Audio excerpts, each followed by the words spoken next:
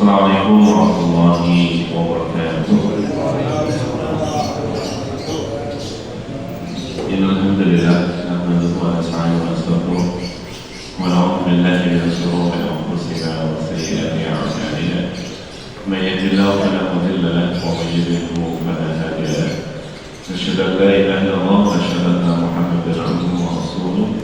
Salatan wa salamun daimin ala nabiyil karim Muhammadin sallallahu alaihi wasallam wa ala alihi wa ashabihi wa man tabi'ahum bi ihsan ila yaumil din. Qala Allah Ta'ala fi kitabihil karim, a'udzu billahi minasyaitonir rajim. Bismillahirrahmanirrahim.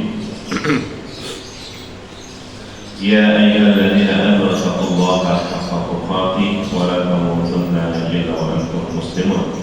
Wa fi ayatin ya ayyuhalladzina amanu taqullaha wa tanzur nafsun ma qaddamat lighad wattaqullaha innallaha khabirun bima ta'malun. Amma ba'd. Bapak, ibu-ibu jamaah Masjid Al-Taqwa yang berkata Allah Subhanahu wa Ta'ala, alhamdulillah hari ini Sabtu penghujung bulan Syawal, ya. Penghujung di bulan Syawal. Kalau kemarin Jumat akhir di bulan Syawal, yang pertama masih dalam suasana Syawal, dan ini Syawal menjadi penutupnya hari-hari ini. Jadi kalau bicara tentang mapping waktu, maka kita sudah mengakhiri bulan Syawal dan besok masuk bulan Dzulqa'dah dan Dzulhijjah. Kalau sudah masuk di bulan Dzulqa'dah dan di bulan Dzulhijjah, itu berarti bulan ke-11 dan bulan ke-12. Al-Quran di dalam surah At-Taubah ayat yang ke-36 mengatakan, Inna iddatasyuhuri indallahi 12 syahra fi kitabillahi yawma khalaqas samawati wal ardh minha arba'atun hurum dzalika ad-dinul qayyim fala tadlimu fihinna anfusakum. Sesungguhnya bilangan bulan ada 12 bulan, ya. Musa, Rara, Juju, Rosha, Zulzul. Musa, Muharram, Safar. Rara, Rabiul Awal, Rabiul Akhir. Juju, Jumadil Awal, Jumadil Akhir. Rosha, Rajab, Syawal, sama Rajab, Sya'ban, Ramadan, Syawal. Ditutup dengan Dzulqa'dah dan Dzulhijjah. Yang pertama, ya, ini masih dalam suasana Syawal dan Ustaz juga baru pulang, sekaligus saya ingin menyampaikan oleh-olehnya. Yang pertama, ini beda culture. Kalau tahun ini i'tikafnya di At-Taqwa, Ustaz doakan mudah-mudahan besok i'tikafnya di Masjidil Haram. Amin. Karena beda culture. Pak tadi siapa? Saya aja baru pertama kali merasakan i'tikaf di 10 terakhir di bulan suci Ramadan, Bapak. Itu memang suasananya beda, ya.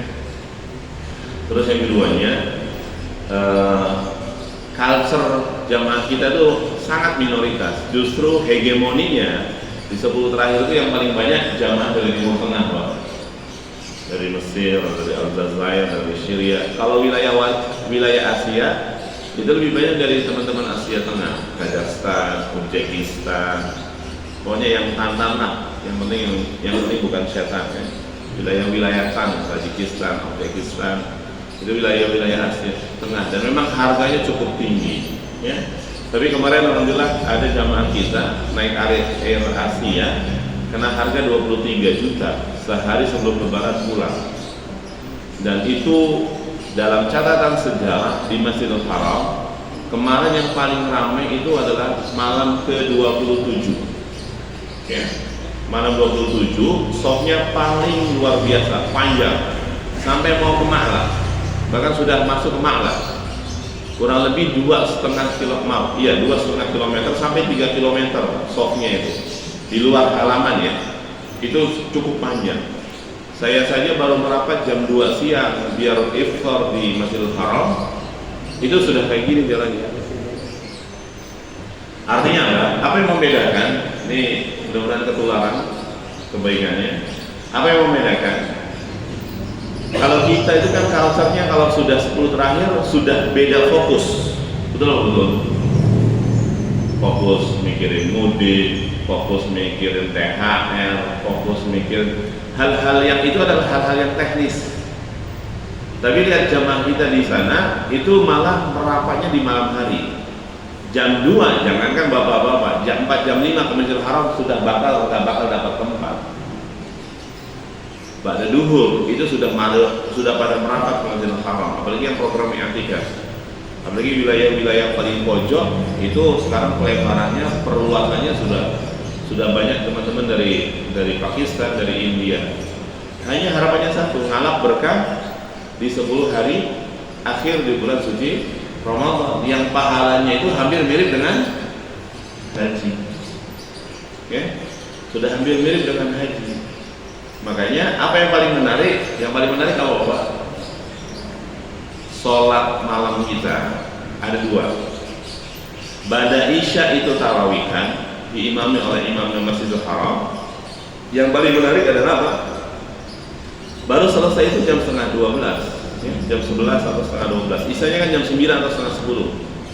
Nanti setengah 1 itu baru qiyamul lail. Ayat-ayatnya panjang, itu resep banget. Di luar halaman udah enak banget, apalagi di dalam.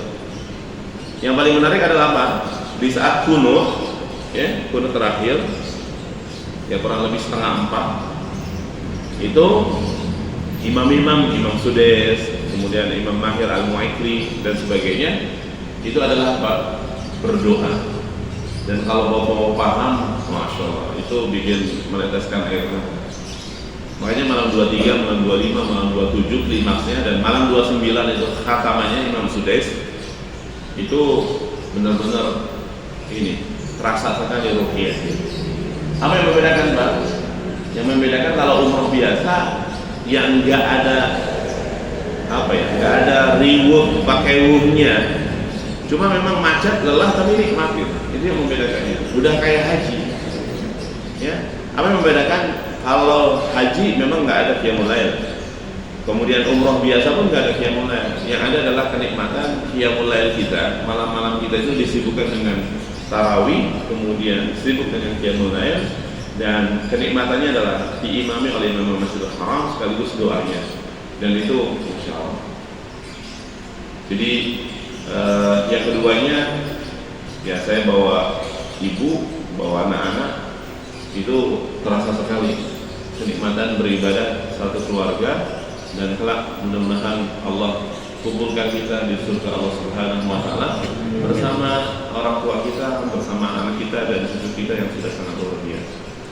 Sekali lagi mudah-mudahan jamaah Masjid At-Taqwa dianugerahi oleh Allah untuk bisa ibadah di 10 terakhir di bulan suci Ramadan, amin, dan bisa bersama keluarga tercinta insyaallah, amin ya Allah ya Rabbal Alamin. Jadi itu, ya. Sedangkan di tanggal 2 Syawal sudah nah itu udah mulai, saya udah kangen opor, udah kangen ini. Memang culture-nya beda, ya. Udah tanggal 2 Syawal sudah pada bubar semua tuh. Turun semua, harga hotel turun, yang ke Masjidil Haram juga sudah mulai turun karena merekanya pulang ke negara masing-masing. Saya pun cukup jauh hotelnya, tapi sudah memang benar-benar kayak haji di Anjiziyah, kemudian di Miswala. Itu orang-orang yang cukup wilayah-wilayah sana, ya. Tapi gemuruhnya itu yang Masya Allah, semangat melakukan ketaatannya itu sudah sangat luar biasa. Jadi itu, kemudian ini Syawal, ya. Saya sengaja bahas ini dulu. Syawal itu bapak-bapak, mudah-mudahan nanti At-Taqwa sudah punya konsep bersama. Syawalannya bareng, ataupun minimal Senin Kemisnya diberikan fasilitas untuk buka puasa di At-Taqwa, ya, untuk tahun depan. Karena saya pun ketika pulang, saya nanya ke santri, ternyata belum pada selesai Syawal. Terkadang kita itu lemes, ya, melakukan ketaatan itu karena tidak bareng-bareng gitu. Tapi ketika bareng-bareng, ya akhirnya kemarin selesai. Kemarin hari Kamis itu sekaligus saya ada acara walimah pernikahan ustadz-ustadz. Saya bilang udah sekalian aja lebaran Syawal. Kenapa? Karena kalau kita tidak mengamalkan amalan puasa sunnah Syawal, Itu seakan-akan Ramadan kita tuh enggak kinclong gitu, enggak nendang, enggak sempurna. Kenapa? Bunyi hadisnya adalah man shoma ramadhana summa atba'ahu shitta min syawal kana kasomid dahr. Barang siapa yang berpuasa sunnah syawal, barang siapa yang berpuasa Ramadan kemudian diikuti 6 hari di bulan Syawal, kana kasomid dahr, maka ia ibarat berpuasa setahun penuh. Hitungan setahun penuh itu adalah sebagaimana apa yang disampaikan oleh Imam An-Nawawi rahimahullah dalam menguatkan hadis ini adalah kalau sekiranya kita ini berpuasa satu harinya dilipat gandakan 10, berarti kalau kita puasa Ramadan 30 hari jadi berapa? 30 kali 10, 300. Sedangkan 6 hari di bulan Syawal kali 10 berarti 60. Berarti total 360. Satu tahun terdiri dari 12 bulan. Kalau satu bulannya itu adalah 30 hari, 12 kali 30 jadi berapa? Jadi sama. Itu hitungannya kenapa setahun penuh. Jadi seakan-akan kita ini berpuasa setahun penuh. Dan yang kedua, saya ngebayangin kalau tidak ada didikan syariat puasa, bisa jadi tumpukan toksin sampah dalam tubuh kita itu luar biasa. Makanya kita beruntung ya, adanya Ramadan, adanya puasa di bulan suci Ramadan. Dalam satu tahun kita mengagendakan puasa wajib ini sebagai penguatan beberapa hal. Ruhiyah iya, harta kita dengan zakat, infak, sedekah, wakaf iya, kemudian fisik iya, sudah jelas ada sebuah proses autopilot. Ini besok kita sudah memasuki bulan Dzulqa'dah. Dzulqa'dah itu turun, tapi kita sudah diingatkan oleh Allah di antara 12 bulan itu adalah ada 4 bulan yang Allah muliakan. Salah satu mutataliyah, 3 bulannya berurutan, Dzulqa'dah, Dzulhijjah, Muharram. Ya, saya sering menyampaikan apa bedanya kalender Hijriah dengan kalender Miladiyah. Bahkan kalau bapak-bapak paham, makanya warga Muhammadiyah dan Jamaah Masjid At-Taqwa itu sudah harus punya kalender, ya, harus punya kalender Hijriah. Kenapa? Karena waktu kita itu akan terikat dan terkait tentang ibadah. Dari mana startingnya? Tadi Rajab, Sya'ban, Ramadan, Syawal, Dzulqa'dah dan Dzulhijjah.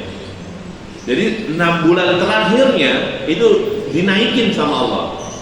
Rajab, Sya'ban, Ramadan, Syawal, Dzulqa'dah dan Dzulhijjah. Dan klimaksnya itu adalah di 10 hari awal di bulan Dzulhijjah.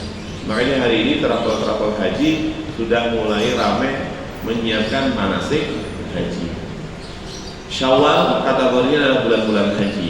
Makanya ada beberapa mahasiswa Mesir umrohnya Syawal sekaligus udah dilamain sampai ibadah haji. Ya kalau beruntung alhamdulillah, kalau nggak beruntung ya diciduk. Kalau nggak bawa tasrik visa haji ya sudah dipulangi. Jadi itu sebagai gambaran mapping waktu kita. Apa yang membedakan dengan kalender Miladiyah? Kalau kalender Miladiyah nggak ada punya mapping kayak gitu, ya. Jadi tidak sesederhana ketika Allah bersumpah dengan waktu wadduha, wal fajr, ya. Kemudian wal laili idza yaghsha, wan nahari idza tajalla. Tapi Allah coba lihat punya mapping waktu kita. Makanya ini nanti besok At-Taqwa sudah harus bikin kalender, Pak, ya, kalender miladiyahnya, tapi di belakang atau di pojoknya itu sudah tertulis kalender hijriahnya, ya, karena ini berimpact. Nah, besok kan akan menaruh kapan 1 Dzulqa'dahnya, kapan tanggal 9-nya, kapan tanggal 10-nya. Kalau terkait tentang hisab, kemudian terkait tentang ru'yatul hilal, ini 5 tahun ke belakang, ini nanti akan selalu berbeda. Ya, berdasarkan analisanya ini akan selalu berbeda.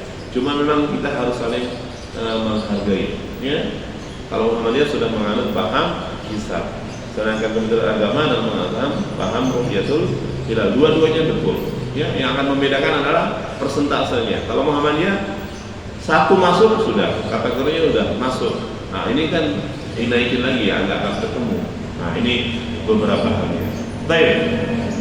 Bapak Ibu yang dirahmati Allah Subhanahu wa taala, Ustaz singkat saja pembahasan tentang Quran surat Luqman ini. Yang pertama, ya, pembahasan tentang Luqman itu siapa? Ya. Ada beberapa ketokohan yang diabadikan di dalam Al-Quran. Misal sebut siapa? Al-Imran. Ada juga nama kaum Sabah. Kaum Sabah itu di wilayah Yaman Selatan. Ada kaum Quraisy. Ketokohan yang dimaksud dalam Al-Quran itu diabadikan menjadi sebuah nama surah. Tujuannya apa? Berarti ada beberapa kelebihan dan keistimewaan. Misal Al-Imran, alif lamnya nggak boleh nyambung karena bukan alif lam seperti Al-Baqarah. Terus apa lagi? Al-An'am, Al-Maidah, itu nggak boleh nyambung karena maksud alif lamnya putus. Itu artinya adalah Alu Imran. Al itu artinya keluarga, ahlun. Ada Al-Imran. Al-Imran itu diabadikan di dalam Al-Quran karena ya, keistimewaan beliau mendidik anaknya menjadi wanita suci di dunia. Siapa? Maryam. Dan punya cucu jadi nabi. Siapa? Isa. Innallaha astafa. Saya sudah bahas belum tentang Al-Imran di sini? Belum aja ya. Sebenarnya kita bahas. Itu menarik tadaburnya. Innallaha astafa Adama, ya. Innallaha astafa Adama wa Nuha wa ala Ibrahim wa ala Imran 'alal 'alamin. Imran bukan siapa-siapa. Makanya saya terus terang, kalau saya tanya ke mahasiswi yang, mohon maaf, Noni, itu sampai hari ini, bapak-bapak boleh silakan tanya ke tetangga. Kalau ditanya orang tuanya Maryam siapa, itu jaka sembung bawa golok. Jawaban mereka siapa? Yusuf, ya, bukan Imran. Yusuf. Coba aja. Dan saya beberapa kali nanya, nah ini kok Yusuf? Dari mana? Tarikan sejarahnya. Padahal Maryam itu adalah orang tuanya adalah Imran, istrinya siapa? Hana. Ya. Cucunya adalah Isa. Nah ini orang biasa kemudian diabadikan dalam Al-Quran karena ada keistimewaan sampai Allah menjejarkan beliau. Itu nanti ada kajian khusus ya. Innallaha astafa. Menariknya nama Adam, nama Nuh nggak disebut keluarganya. Kenapa? Ada masalah dalam proses pendidikan. Jadi menjadi potret. Kemudian kata Ibrahim disebut dengan kata keluarga, Alu Ibrahim. Kemudian kata Imran disebut dengan Alu Imran. Yang kedua, yang ketiganya, Ibrahim mewakili proses mendidik anak laki-laki yang sukses mendidik anak laki-laki. Ada siapa? Ada Ishak, ada Yakub, ada Yusuf, cucu cicit jadi nabi semua. Dari rahimnya Hajar ada Ismail. Nanti besok kita akan bahas lagi itu di Dzulhijjah, ya. Sedangkan Imran yang sukses mendidik Maryam menjadi wanita suci di dunia. Artinya apa? Maryam adalah produk sukses proses pendidikan anak perempuan. Itu, ya. Terus siapa lagi selain Al-Imran? Kita bahas ketokohannya. Maryam, ya kan? Surat Maryam. Kemudian ini Luqman. Makanya nggak boleh Al-Luqman atau Al-Maryam, nggak bisa, karena itu adalah sudah disebut dengan ma'rifah. Seperti kata Mekah, nggak bisa Al-Makkah. Jadi tidak semua kata benda itu menggunakan alif lam. Ini kalau ngerti bahasa Arab, ya. Kalau sesuatu itu sudah diketahui, sudah sebut aja Mekah. Makanya bapak-bapak nggak boleh ngomong Al-Quraisy, ya kak, nggak boleh. Quraisy, surat Quraisy, bukan Quraisy, Quro, ya. Makanya berkali-kali kan kemarin waktu Ramadan saya bahas, jangan. Yang benar itu sholat asar atau sholat asar? Shod apa sin? Aqiqah atau akikahan? Aqiqah yang benar. Kenapa ngomongnya akikahan? Akikahan, aqiqahan. Ya. Sholat al-asar wal asr, ya. Ayo sholat asar, jarang ngomong sholat. Ayo sholat asar. Harusnya sholat asar. Ayo. Gitu. Nah ini beberapa hal. Jadi ini adalah Luqman. Siapa Luqman? Ini biar paham. Para ulama berselisih pendapat mengenai hal ini. Menurut pendapat mayoritas ulama, Luqman hanyalah seorang ahli hikmah. Karena dalam Al-Quran disebutkan bahwa Allah memberikan hikmah kepadanya. Apa itu hikmah? Ya, sentuhan-sentuhan dari Allah Subhanahu wa Ta'ala. Ya, ibaratnya kategorinya beliau antara ucapan dengan perbuatan itu sesuai dengan kesehariannya. Dan beliau adalah seorang tukang kayu, tapi beliau bukan seorang nabi, tapi menjadi ahli hikmah. Ya, apa yang menjadi sampaiannya itu menjadi sebuah kekuatan, tapi bukan ayat ataupun hadis. Ya.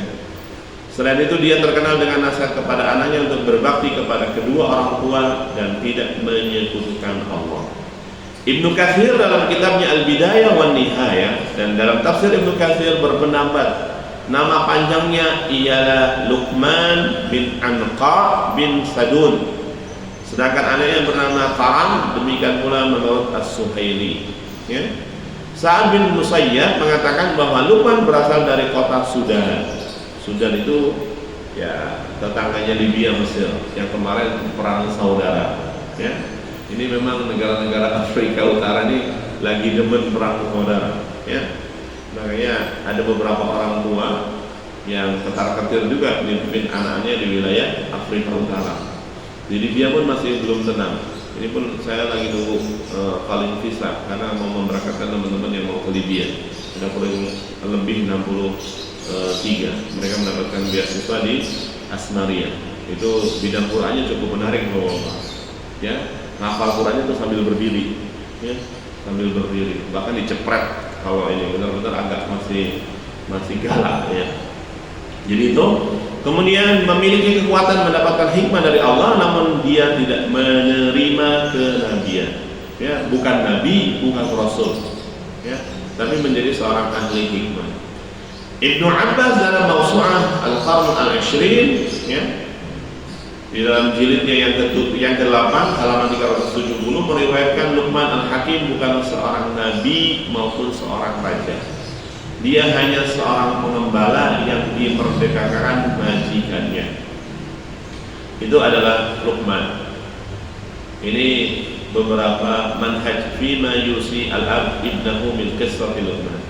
Ini beberapa manhaj yang diambil dari Quran surat Luqman ayat yang ke-12 dan ayat yang ke-19, dan harapannya orang tua itu sebagaimana harapan dari Luqman nasihatnya kepada anak-anaknya. Dan ini yang harus kita menjadi PR bersama Bapak.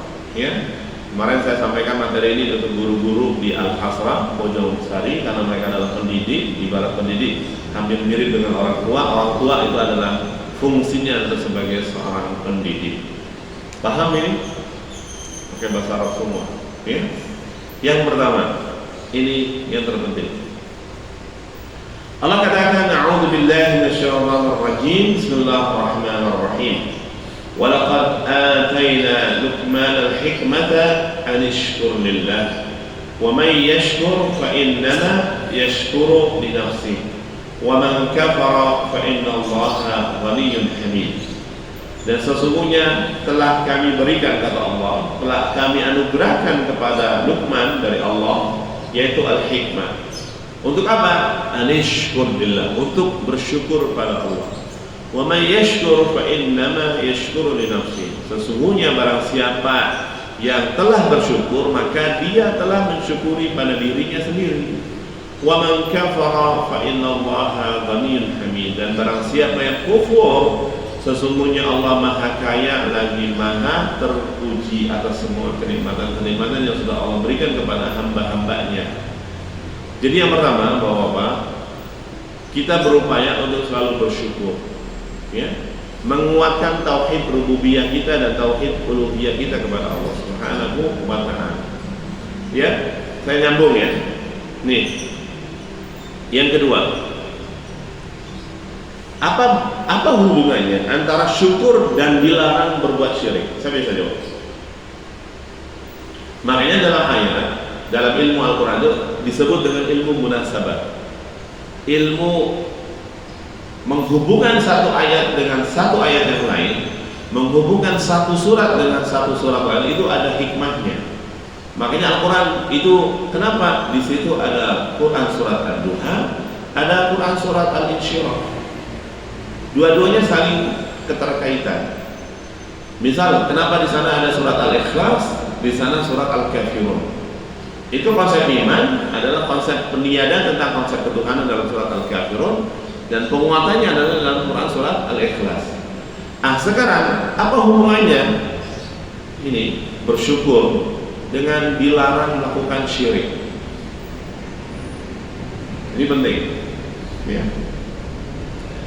Orang yang tidak melakukan syirik kepada Allah berarti dia telah mensyukuri kepada Allah. Kenapa? Karena orang yang melakukan syirik itu sudah tidak percaya kepada Allah sebagai implementasi dari tauhid rububiyah kita kepada Allah. Dalam tauhid rububiyah kita kepada Allah kan dialah Allah sebagai Al-Khaliq, dialah Allah sebagai Ar-Razik. Mohon maaf, misalkan konsep air, konsep mata, konsep tangan, konsep kaki, bahkan tentang tidur kita, tentang apa yang kita makan dari buah-buahan, dari sayur-sayuran, itu adalah Allah yang memberikan semua anugerahnya.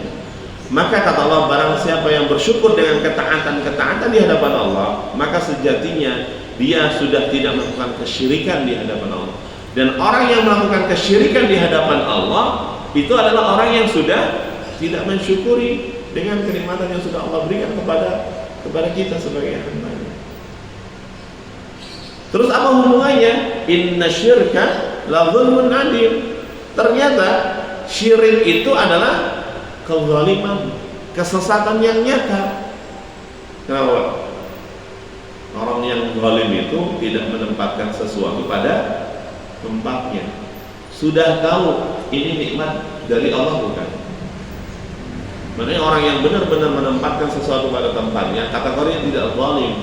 Sudah tahu, makanya bapak-bapak kenapa rajin sholat, rajin puasa, rajin ke masjid? Karena bapak-bapak itu adalah orang-orang yang Allah berikan anugerah atas bagaimana kita mensyukuri atas semua kenikmatan yang sudah Allah berikan kepada kita.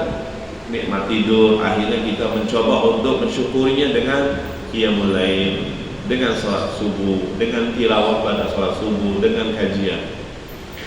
Bapak-bapak yang biasa zakat, infak, sedekah, benar-benar bapak termasuk orang yang selalu bersyukur. Karena apa? Karena sudah tahu harta yang dimilikinya adalah bukan milik diri kita, adalah milik orang lain. Nah, itu ajaran-ajaran kayak itu yang harus kita kuatkan. Itulah kenapa ini penting bapak-bapak. Nanti setiap agenda itu, dialog-dialog iman ke anak-anak itu penting. Jadi harus dibangun paradigma tentang siapa yang memberikan rezeki. Di saat kuliner, di saat memberikan hadiah, di saat beberapa hal itu bisa masuk ajaran-ajaran tauhid kita di hadapan Allah. Karena orang yang melakukan kesyirikan karena tidak memahami tentang ketauhidan itu. Makanya Allah gambarkan inna syirka, sesungguhnya syirik itu adalah zulmun, benar-benar kesesatan yang agung. Karena dia zalim kepada Allah. Memahami semua komponen kehidupan itu semuanya dari sono.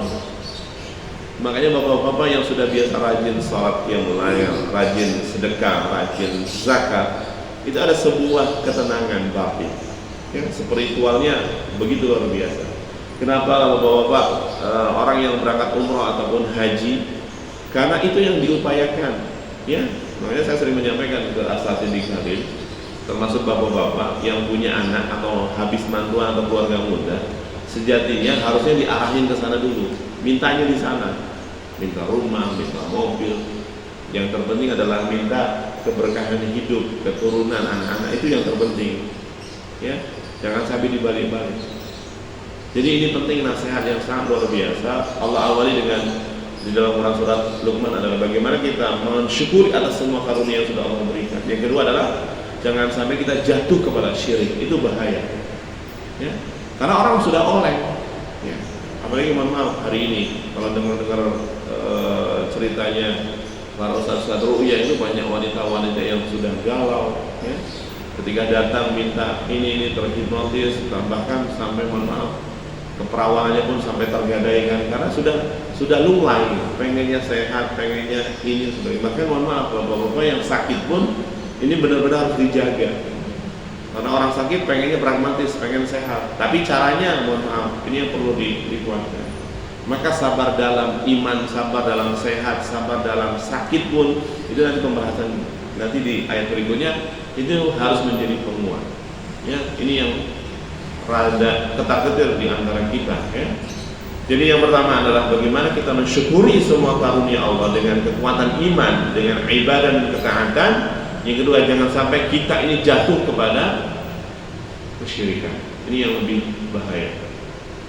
Ya. Ini syirik adalah kezaliman yang sangat tinggi. Syirik adalah kezaliman yang paling besar. Ya. Allah bahkan tidak mengampuni dosa syirik. Jangan sampai Pak, bapak-bapak yang dagang, janganlah nyelinep bahan-bahan pusaka atau jampi-jampi. Itu kan berarti tanda syirik kita pada Allah.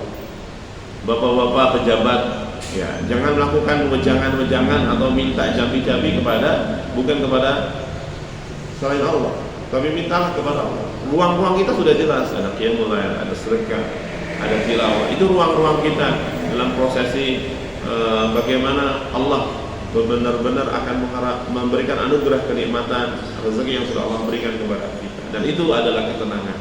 Tapi kalau mereka yang melakukan ini, itu pasti oleh Allah, ya? Dan ini jangan sampai terjadi di anak-anak kita dan keluarga kita, termasuk kepada mantu-mantu kita. Biasanya ini mohon maaf, ya biasanya mohon maaf. Beberapa kali saya nemenin beberapa yang kena ruqyah, itu selalu hubungannya ke atas.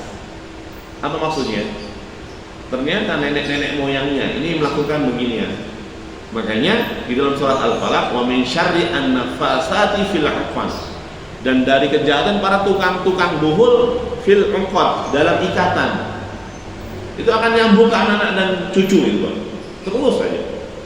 Makanya selalu saya bilang harus diputus mata rantai, karena khawatir jatuh ke anak-anak kita, dan anak kita nggak tahu, nggak punya sebab dan musababnya. Tiba-tiba ya bisa jadi masang khadam, ya, masang jin yang dipelihara atau yang lain. Ini yang lebih membahayakan. Kita yang melakukan tapi efeknya ke anak dan cucu, itu kan lebih mengerikan sekali. Makanya ini jangan sampai kita melakukan hubungan dengan mereka. Kalau sudah hubungan dengan mereka, bahasa Al-Quran adalah fil 'uqad, dalam simbol, dalam pertalian syaitan, ya. Makanya disebut dengan ruqyah syirkiyah. Sedangkan lawan ruqyah syirkiyah adalah ruqyah syar'iyyah. Ya. Ya. Ada ruqyah yang jampi-jampinya ke syaitan dan jin, ada ruqyah yang zikir-zikirnya dengan kepada Allah Subhanahu wa taala. Itu yang disebut dengan ruqyah syar'iyyah. Itu yang kedua. Yang ketiga, وَوَصَّيْنَا الْإِنسَانَ بِوَالِدَيْهِ حَمَلَتْهُ أُمُّهُ وَهْنًا عَلَى وَهْنٍ وَفِصَالُهُ فِي عَامَيْنِ أَنِ اشْكُرْ لِي وَلِوَالِدَيْكَ إِلَيَّ الْمَصِيرُ. Dan telah kami wasiatkan kepada manusia, ya, agar kepada kedua orang tuanya. Ini mohon maaf, saya sudah bahas kata al-insan, kata manusia itu 5. Al-insan, al-ins, an-nas, bani Adam, al-bashar. Hebatnya Al-Quran, ya. Kenapa di sini menggunakan kata al-insan? Ya. Kenapa wal asr innal insana? Karena kata al-insan adalah lil-istighraq. Apa itu lil-istighraq? Semua komponen manusia, tidak mengenal tua muda, pejabat rakyat jelata, maka dia punya kewajiban untuk berbakti kepada kedua orang tua. Ya. Ketika dia menjadi pejabat, stop untuk berbakti, tidak. Tetap memiliki kewajiban untuk berbakti kepada orang tuanya. Ya. Kemudian posisinya di sini adalah menggunakan kata wasiat. Hamalathu ummuhu, disinilah kekuatan seorang ibu kita yang dia hamil dalam posisi wahan ala wahan. Ini saya gambarkan ini.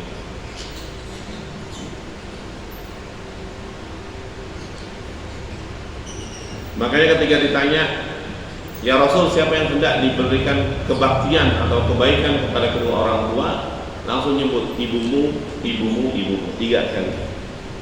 Dan berkali-kali saya nitip ke bapak-bapak, anak perempuan kita ini 3M, 3 perbuatan yang tidak bisa dihandle oleh seorang bapak-bapak dan laki-laki. Pertama, mengandung. Kedua, melahirkan. Yang ketiga, menyusui. Hari ini peradabannya anak perempuan kita, ya termasuk hari ini lagi di rame ya, Stephen Martin itu ngibarin bendera pelangi, ya. Hari ini lagi disosor anak muda kita terkait tentang isu gender, isu feminisme, isu LGBT. Ini bahaya, Pak. Kalau sampai anak-anak perempuan kita sudah kena isu ini, ngapain?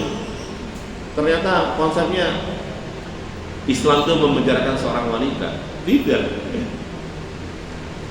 Makanya mereka menguatkan dengan isu gender, isu feminisme, ya. Kan perempuan bisa memperlakukan itu semua. Tidak bisa, Pak. Ya. Allah ciptakan laki-laki, Allah ciptakan perempuan itu dua-duanya mulia. Tapi ini diserempet-serempetin, bahkan diarah balikan konsep dari wahyu Allah itu kepada sesuatu yang kalau bisa ya sudah perempuan aja semua. Saya nggak bayangin kalau wilayah laki-laki dicaplok oleh wilayah perempuan dan wilayah perempuan sudah dicaplok oleh wilayah laki-laki, itu ngeri-ngeri saja. Ya. Misal kalau anak perempuan sudah nggak mau mengandung, melahirkan dan menyusui, pertanyaannya, Ustaz, kira-kira siapa yang akan melahirkan peradaban ini? Padahal tugas kita, makanya hari ini kan Syawal, sunnahnya adalah banyakin nikah teman Tuhan. Tidak sederhana, kita kondangan itu tidak sederhana. Di situ adalah sebuah konsep peredaran peradaban yang lagi berkembang dan lagi berlabuh kekuatannya. Mereka nyosor, mereka nyasar kepada kita, sudah nggak usah nikah. Maka muncullah nikah beda agama, nikah sesama sejenis, apa lagi? Karena mereka nggak punya konsep. Konsepnya adalah untuk acak-acak konsep Islam. Ini yang perlu kita waspadai. Nah, kemarin Pak ini kan ngomongin tentang isu tentang ghazul fikr. Ya, nanti kita bahas di sini. Ya, tentang isu ghazul fikr. Itu perang pemikiran. Ya, ini yang perlu kita tanamkan. Makanya saya sering menyampaikan kepada teman-teman mahasiswi, Anda siap nggak kalau sampai suami bilang, sudahlah kamu di sumur, di kasur dan di dapur, biar saya yang akan outing. Jadi sekarang kan sumur, dapur, kasur itu kan menghinakan seorang wanita. Maka di sana sentuhannya itu adalah bikin peradaban mulia. Banyak contoh, ya. Apa buktinya? Istri-istri Rasulullah SAW telah melahirkan anak-anak perempuannya, Ruqayyah, kemudian Ummu Kulsum, ya, dengan Utsman, Fatimah, dengan Ali bin Abi Thalib. Makanya, ya, Khulafa ar-Rasyidin, walaupun Rasul sudah meninggal, tapi sama Rasul keren, disilang. Abu Bakar, Rasul nikah dengan anaknya. Di Umar, Rasul nikah dengan anaknya. Hafsah, di Utsman nikah dengan anak-anak perempuannya Rasul. Sedangkan Ali nikah dengan Fatimah, itu anak perempuannya Rasulullah Sallallahu Alaihi Wasallam. Makanya ini perlu penguatan, ya. Jangan sampai anak kita sibuk berkarir. Makanya ketika sudah berkarir sudah terlewat. Kayak kemarin tuh jamaah, kemarin Radiatul Ustaz, tolong cariin anak perempuan saya sudah 50-an, adiknya usia 40, karena kakaknya belum nikah, ini adiknya nggak enakan. Itu kan sedih, Pak. Ya. Kita ini kan semuanya kan kembali kepada Allah, dikuburkan, diantarkan, ya. Yang akan menggerakkan bumi kita dengan kekuatan Islam ini ya adalah anak-anak kita. Makanya ini at-taqwa benar-benar disemai kadar-kadar, ya. Mudah-mudahan mereka selalu menguatkan penguatan itu, ya. Ini sudah jelas tentang tetes kasih seorang ASI. Makanya alhamdulillah kemarin anak-anak saya itu bager-bager karena tidak pernah nyentuh susu formula dalam tubuh mereka.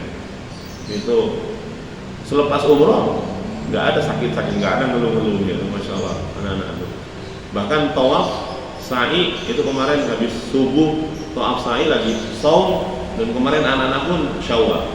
Mulai besok anak-anak hari ini pun harus dikenalkan tentang puasa Syawal biar jadi habits. Dan itu bisa. Ya, anak saya usia usia 5 tahun, Syawal 6 hari juga, Ramadan sudah full.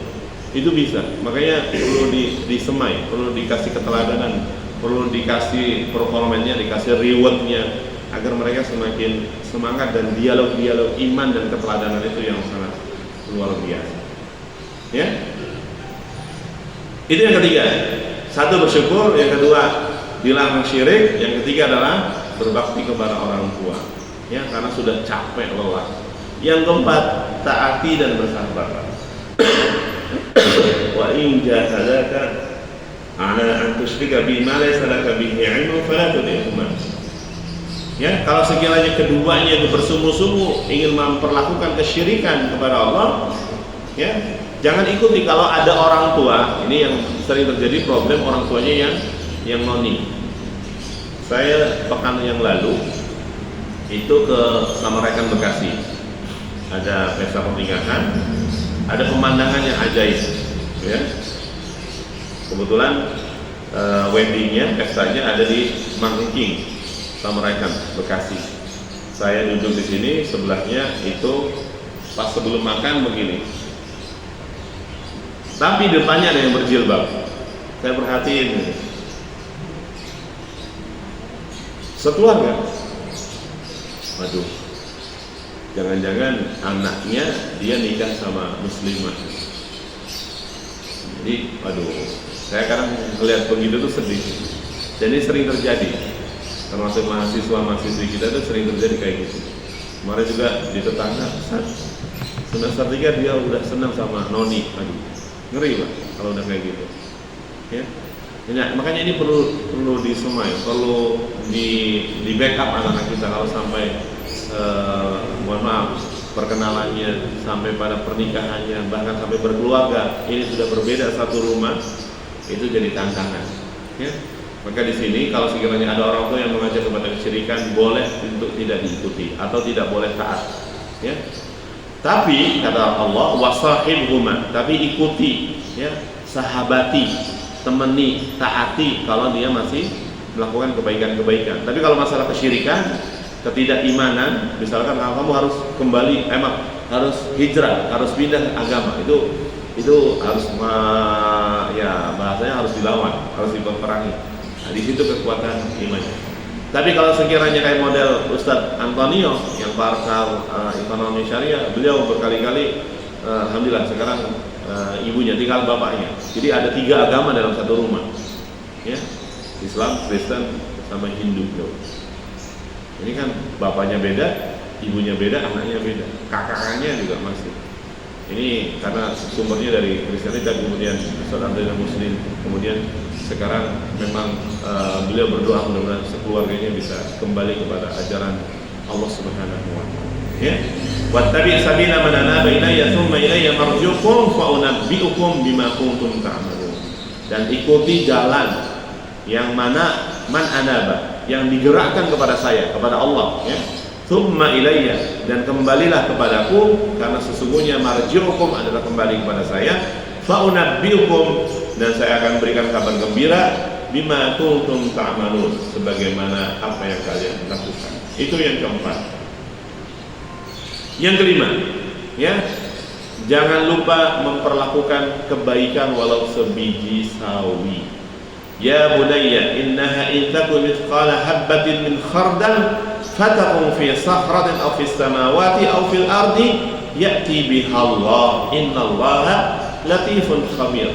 Wahai anakku, sesungguhnya apabila kamu melakukan satu biji sawi kebaikan, ya, min khardal, dan itu ditaruh fi sahrah, di bukit atau di gunung, aw fis samawati, atau di langit atau di bumi, maka Allah akan hadirkan balasan satu kebaikan itu. Sesungguhnya Allah Maha Latif, Maha Lembut, dan Maha Khabir. Ya. Ini intaku, sesungguhnya ini meskipun sedikit adalah kemaksiatan dan ketaatan. Yaitu Allah ingin menjelaskan bahwasanya Luqman Al-Hakim menasihati putranya, wahai putraku, bahwasanya apapun yang kau lakukan berupa kebaikan sekecil apapun, meskipun kebaikan tersebut tersembunyi di dalam batu dan tidak ada yang melihat, atau kau lemparkan kebaikan tersebut ke atas langit, atau kau tanam ke dalam bumi, maka Allah akan datangkan pada hari kiamat. Artinya apa? Kita berupaya untuk mendidik anak-anak kita untuk terus memberikan tebaran kebaikan di muka bumi. Ya.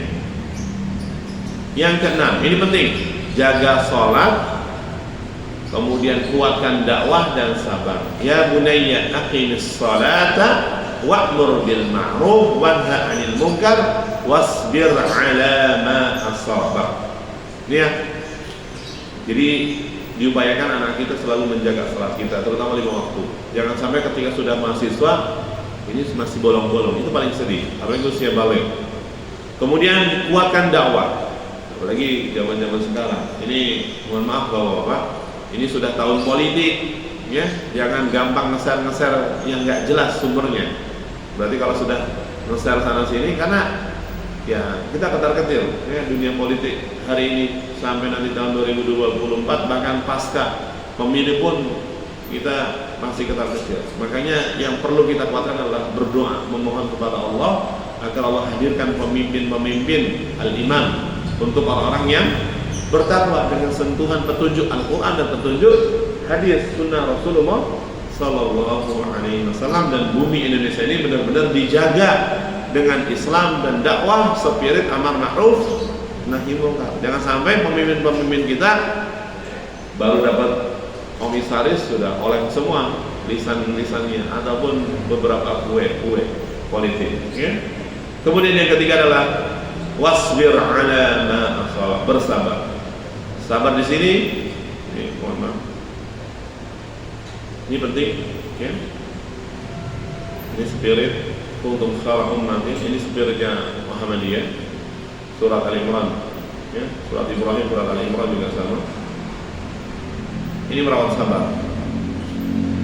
Sabar dalam ketaatan kepada Allah, sabar untuk tidak maksiat kepada Allah, dan sabar atas semua ketetapan Allah. Sakit, ya, kemudian musibah, ini yang paling mengerikan karena hidup akan selalu oleng, ya. Dan yang terakhir, jangan sombong, ya. Wala tusa'ir khaddaka lin-nasi wala tamshi fil ardi marha innallaha la yuhibbu kulla mukhtalin fakhur. Jangan sombong, jangan suka membanggakan diri, dan makna sombong adalah batarul haqqi wa ghamdun nas, menolak kebenaran dan mengejek manusia yang lain. Dan terakhir, lunakkanlah suaramu, waqsid fi mashyika waghdud min sautik inna ankaral aswati la sautil hamid. Ya, ajarkan pada anak kita agar sederhana dalam berjalan dan jangan bersuara keras. Ya, seperti suara keledai. Jadi itu sebagai gambaran singkat nasihat Luqman, ya. Karena saya harus jalan ke kampus, ada misi Baitul Arqam. Semoga Allah memberikan keberkahan hidup kita dan istiqamah dalam mendidik anak kita dalam ketaatan kepada Allah Subhanahu wa taala. Dan tentu semua bapak-bapak di Masjid At-Taqwa diberikan istiqamah dalam iman, istiqamah dalam amal saleh, dan istiqamah dalam kebaikan-kebaikan. Amin ya Allah ya Rabbal Alamin. Saya kira itu. Nahtim bihamdillah, alhamdulillah rabbil alamin. Subhanallahumma bihamdika asyhadu an la ilaha illa anta astaghfiruka wa atubu ilaik. Assalamualaikum warahmatullahi wabarakatuh.